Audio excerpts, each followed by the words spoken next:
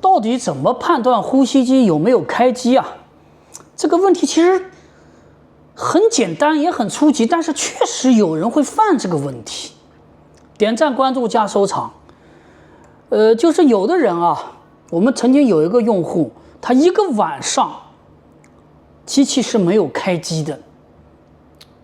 这种情况个别情况，但是还是有必要跟大家说一下怎么判断哈。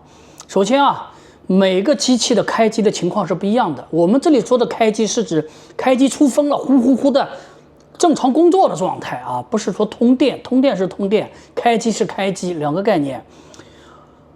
有很多呼吸机有自动开关机的功能，有些呼吸机是没有自动开关机的功能，需要你手动摁一下。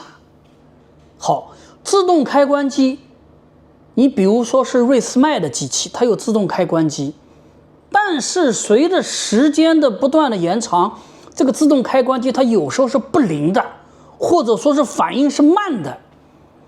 我以前问过瑞思迈的人，它实际上是一个原理，把这个面罩啊加到这个库里面，它能检测到面罩的这个气流了什么的，自动就触发了。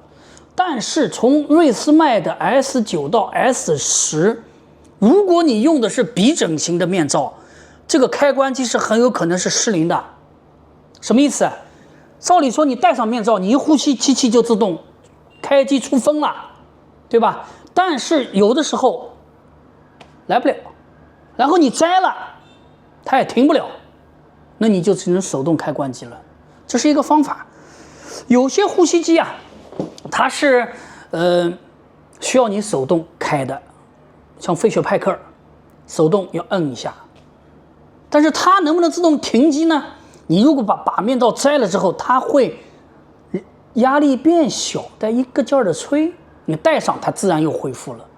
那原理不一样。那大家如果戴着呼吸机，你如果鼻子特别通畅，你会感觉机器跟没开一样。这个时候你可以检测一下，你把面罩提起来，你看一下有没有这个气喷出来 ，OK， 喷出来是正常的。如果没有喷出来，赶紧把机器开机，不然的话你一个晚上就戴下来了。有的机器或者有的商家把这个自动开关机功能它没有打开来。